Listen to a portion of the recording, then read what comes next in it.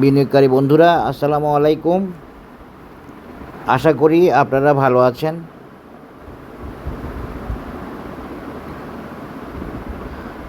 আমি এখন আপনাদের সাথে একটা শেয়ারের অ্যানালিসিস দিব।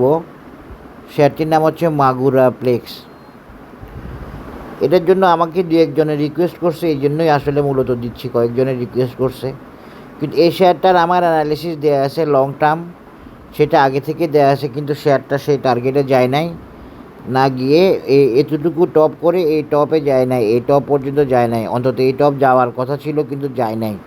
এটা আমি দেখাইছিলাম হচ্ছে যে একটা প্যাটার্ন দিয়ে, সিফনি প্যাটার্ন দিয়ে মনে হয়। তো যাই হোক, শেয়ারটি এখানে যায় নাই, না গিয়ে সে এই লেভেল থেকে ব্যাক করছে। এখন আসলে বেসিক্যালি শেয়ারটা আমি অ্যানালিসিস দিলেও তখন বাজার ঢালাওভাবে যেরকম সবাইকে মুভ করাচ্ছিল, এখনও বাজার ঢালাওভাবে একটু মুভ করাচ্ছে। আপনারা একটা জিনিস বুঝবেন, আমি একটা জিনিস শেয়ার করতেছি আজকে স্পেশালি, যে শেয়ারগুলো উঠতে পারার কথা না, এখনই উঠার কথা না, এখনই প্রাইস গেইন করার কথা না, যে সিস্টেমে বাজার চলতেছিল সেই সিস্টেমে থাকলে, সেই অ্যানালিসিস থাকলে আরও সময় নিত 2-3 মাস। সেগুলোকেও বাজার যেহেতু বুলিশ হয়ে আসতেছে, বাজার যেহেতু উঠে আসতেছে, যেভাবে পারতেছে প্রাইস করতেছে, প্রাইস করে ব্যবসা করতেছে, পাবলিককে ধরা দিচ্ছে। পাবলিককে ধরা দিচ্ছে বলতে আপনারা বলতে পারেন, তা আপনি তো দেখি যে ইন্স্যুরেন্স কথা বলেন, হ্যাঁ ইন্স্যুরেন্স, টেক্সটাইল এরা এখনও ওকে আছে, এরাই হচ্ছে সেক্টর ওয়াইজ মুভমেন্টে এগুলার এন্ট্রি ঠিক আছে, ইন্স্যুরেন্স, টেক্সটাইল। কিন্তু বাকিরা যেসব শেয়ার হল্টেড হচ্ছে, হচ্ছে ওগুলো একটা ফেক মুভমেন্ট বা কিছু প্রাইস গেইন করে নিচ্ছে, বাজার উঠতেছে। এই জন্য অনেক অনেক অনেক আইটেমেরই অ্যানালিসিস ওকে নাই, তবুও দেখা যাচ্ছে আনওকে থেকেও কতটুকু সে মুভ করে ফেলতেছে। সেরকম মুভ করতেছে, যেমন জেনেক্সেল যে মুভ করতেছে, আসলে জেনেক্সেল এখন মুভ করার কথা না, জেনেক্সেল এখন বড় মুভমেন্টে যাবে না বা রিয়েল মুভমেন্টে যাবে না। এসকে টিমস দেখেন হুট করে টানতেছে, এটাও কিন্তু আরও সময় নেওয়ার কথা। কিন্তু মার্কেট ইজ কিং, মার্কেট চাইতেছে এখন কিছু আইটেম উঠায় নিয়ে ইন্ডেক্সকে সাপোর্ট দিচ্ছে এবং তারা ব্যবসা করতেছে। বাট এই শেয়ারগুলো তাদের মুভমেন্ট কন্টিনিউ বা অ্যানালিসিস ওকে হয়ে আসছে, ইন্ডিকেটর অসিলেটর খুব ওকে, এই জন্য উঠে আসতেছে, এরকম না। এরকম উঠে আসতেছে হচ্ছে ইন্স্যুরেন্স, টেক্সটাইল, এই দুইটা আইটেম। তবুও এখনও টেক্সটাইলের ভালো শেয়ারের পালে হাওয়া লাগে না, আশা করি লাগা শুরু হবে, দেখা যাক। তো এই ধরনের পজিশন বা এই ধরনের মুভমেন্ট থেকে কিছু শেয়ার গেইন করতেছে। এখন আমার কাছে অনেকে এইসব শেয়ারের অ্যানালিসিস চাচ্ছে, এখন না দিলেও তো একটা অসুবিধা, এই জন্য যে দেখা যাবে কি শেয়ারটা তো বাড়বে, একটা পর্যায়ে তো বাড়বে। আমি তো রোড ক্লিন, স্মুথ না এরকম শেয়ারের অ্যানালিসিস দিতে চাচ্ছি না। আমি এখন একটা রোড ক্লিন এবং স্মুথ না এরকম একটা শেয়ারের অ্যানালিসিস দিচ্ছি, সেটা হচ্ছে এই মাগুরা প্লেক্স।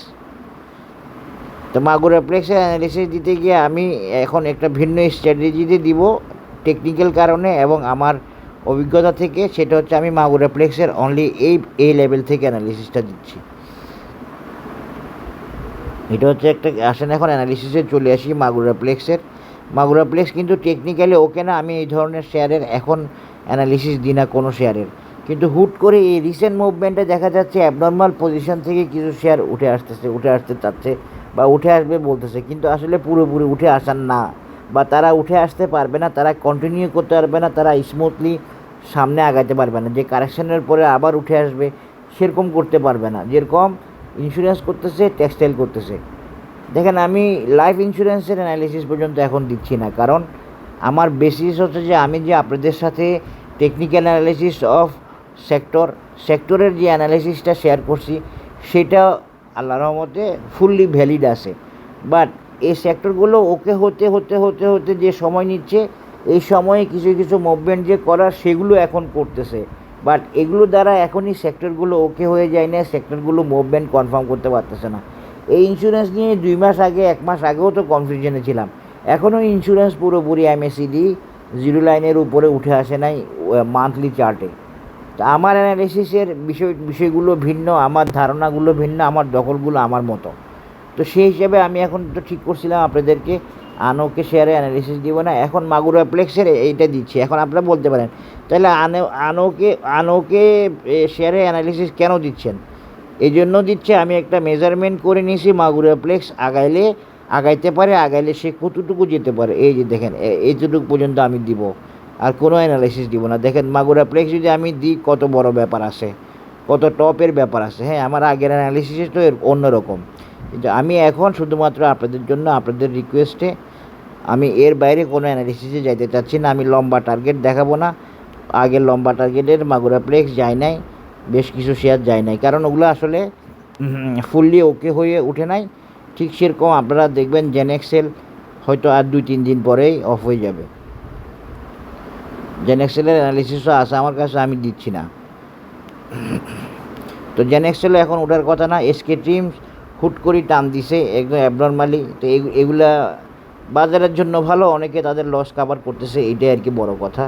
বাজারও প্রাইস দিচ্ছে, ইন্ডেক্সে উঠে আনতেছে, বাজার ভালো হচ্ছে, মানুষ পয়সা পাচ্ছে, এটা কিন্তু এগুলো আমার পছন্দের বা এখন পজিশন ওকে আছে। যেরকম শেয়ার হলে, যেরকম পজিশন থাকলে আমি অ্যানালিসিস দিই, সেরকম না। এরকম অনেকগুলো শেয়ার এখন উঠতেছে, এইটা সাস্টেন করবে না, আমি এই জন্য ওগুলোর দিকে ওইভাবে তাকাই না। আর আমি ফান্ডামেন্টালি খারাপ হলে ওই শেয়ারগুলো অ্যানালিসিস আমি দিতে চাই না, আমার দিতে ইচ্ছে করে না। বিশেষ করে আর্নিংস না থাকলে আমার একদম দিতে ইচ্ছে করে না, এই আর কি। তবুও আপনারা চাইলে মাঝে মধ্যে দিই, এই আর কি। অন্য তখন মানে একটা অব্লিগেশন থেকে দিই যে আপনাদের হয়তো দরকার হচ্ছে, লাগতেছে, আসে, হোল্ড করতেছেন এই জন্য। ঠিক সেরকম কারণে মাগুরা প্লেক্সটা আমি দিচ্ছি। মাগুরা প্লেক্সের একটা টার্গেট 117। আশা করি জিনিসটা বুঝতে পারছেন আমি কি বোঝাচ্ছি। মাগুরা প্লেক্স এখনই অনেক কিছু করে ফেলবে আমার কাছে এখনও মনে হচ্ছে না, বা এখনই বড় টার্গেটে যেতে পারবে আমার কাছে মনে হচ্ছে না। আমি অ্যানালিসিসই দিই নাই, তবুও আজকে ভাবলাম যে বাজার যেহেতু পয়সা দিচ্ছে, বাজার পয়সা দেওয়াটা হচ্ছে সবচেয়ে বড় কথা, এটা মনে রাখবেন।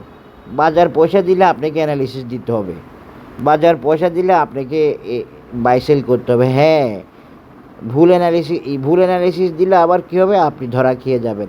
যেমন ধরেন আমি দিলাম হয়তো মাগুরা প্লেক্সের টার্গেট 200, আপনি মাগুরা প্লেক্স 160 টাকায় ছাড়েন নাই, কথার কথা। তো কোনো কারণে যদি অ্যানালিসিসটা ওকে হয়, সে কিন্তু নেমে চলে আসবে, তো আপনি অনেক বড় একটা ধরা খেয়ে যেতে পারেন। এই জন্য ওকে ছাড়া অ্যানালিসিস দেওয়াটা ঠিক না। কিন্তু এই শেয়ারগুলো ওকে নাই, কিন্তু ওকে হইতে পারে, উঠে আসতে পারে, এই কারণে আমি এটা অ্যানালিসিস দিলাম এতটুকু। আমি এখন যেগুলো বলছি, যে বিষয়গুলো বলছি, এগুলো আবার আপনারা বেশিরভাগ ক্ষেত্রে এগুলো বুঝে এরকম পাবেন না। তো এরকম না পাওয়াতে সমস্যাটা কি, আপনারা ওদের অ্যানালিসিসগুলো ফলো করে হয়তো আপনারা কিনবেন, কিনে পরে একটা ঝামেলা হবে। ঝামেলা মানে কি, আপনি কট খাবেন আর কি। এই কারণে আমি অ্যাভয়েড করি, ওকে ছাড়া আমি দিতে চাই না। ওকে না হলে জীবনে একজন কনফিডেন্স সিমেন্ট চাইছে, আমি চাইলে দিতে পারতাম, কিন্তু আমি দেখতেছি যে আমার অ্যানালিসিসে কনফিডেন্স সিমেন্ট এখনও ওকে হয় না। কনফিডেন্স সিমেন্ট আমার অ্যানালিসিসের মাইন্ডটা চিপাতে আসে, আমি এই জন্য এখন ওনাকে কনফিডেন্স সিমেন্ট দিব না বলে দিছি। হ্যাঁ, কিন্তু চাইলে আমি দিয়ে দিতে পারতাম। বাজার ভর্তি দেখবেন যে কনফিডেন্স সিমেন্টের অ্যানালিসিস আছে, এখন তো বাজার ভর্তি অ্যানালিসিস, বাজার ভর্তি আইটেমওয়ালা, খেয়াল করলে দেখিয়েন। এখন ইন্স্যুরেন্স দিচ্ছে অনেকেই, ওই টেক্সটাইল দিচ্ছে অনেকে, ওইটা দিচ্ছে অনেকে। আমি এমনকি সোনারগাঁ টেক্সটাইলের অ্যানালিসিসটা আমি অ্যাভয়েড করছি। আমার কাছে চাইছিল একজনে, কিন্তু আমি দিনে বলতে, আমি যখন দেখি যে কিরে এটা আজীবন দেখি যে এই শেয়ারটা লসে থাকে, কিন্তু আজীবন সে গেম করে, সে গ্যামলিং করে, এই আর কি। তো আশা করি বুঝতে পারছেন। 161, 62 এবং 114 টাকা, এই দুইটা রেজিস্ট্যান্স দিয়ে আমি টার্গেট দেখালাম। এর বাইরে আমি আর একটা রেজিস্ট্যান্স দেখাই দিই আপনাদেরকে, সেটা হচ্ছে 148 টাকা। হ্যাঁ, 148 বা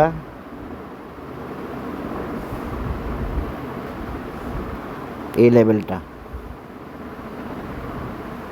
এই তিনটে রেজিস্ট্যান্স দেখালাম। 145, 161 বা 60 এবং 100, এটা কত, 114 টাকা। এই তিনটে অ্যানালিসিস দিয়ে আমি মাগুরা প্লেক্সের একটা অ্যানালিসিস দেয়। এতটুকু পর্যন্ত আমার এখন টার্গেট, বা এতটুকু যেতে পারে, যা অসম্ভব যদি সে উঠে আসে, অ্যাবনর্মালি উঠে আসে। অ্যাবনর্মালি উঠে আসলে আরেকটা জিনিস কী হয় জানেন, অ্যাবনর্মালিটিটা বাজার সবসময় ধরে রাখতে পারে না, মানে ওকে আবার ওকে করে নিতে হয় একটা পর্যায়ে গিয়ে, একটা সময় গিয়ে। এগুলো আমার কোর্সমেটরা মোটামুটি বুঝে, আশা করি কোর্স মেম্বাররা। তো অ্যাবনর্মালিটি নিয়ে কন্টিনিউশনে থাকা যায় না, বা কন্টিনিউ করা যায় না, ওটাকে আবার ঠিক করে নিতে হয়। তো বাজার চাইলে কিন্তু অ্যাবনর্মালিটি নিয়ে উঠে নিয়ে আসতে পারে। যেরকম নিয়ে আসছে কাকে জানেন, বিডি থাইকে।